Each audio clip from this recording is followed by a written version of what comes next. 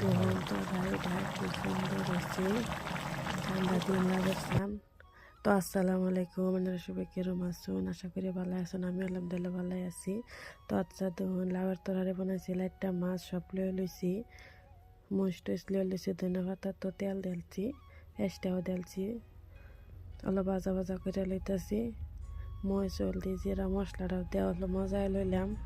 দেখুন মজায় লই যেন নিমকও দিলাম, মাছটিও দিলাম, লাইটটা মাছটা লাউয়ের তরকারি এনে আবার পেঁয়াজের পাতাটিও দিলাম, তা মাছটি ভাঙ্গে লইতেছি। তো লাউটিও দিলছি, লাউটি দেওয়ার ফলে আড়া সারা করে লইলাম। তো এনে আদা বাটাও দিলাম, আদা বাটা দিয়ে এনে পানি দেয়া যে ডাল হয়ে যেতেছে, কুকারের জন্য করে ছেড়ে দিলাম। তাহলে আড়া সারা দিয়ে লইলাম, তো এই হয়ে গেছে। তো দেখুন তরকারি কালার কিরম হয়েছে, ভালো লাগলে লাইক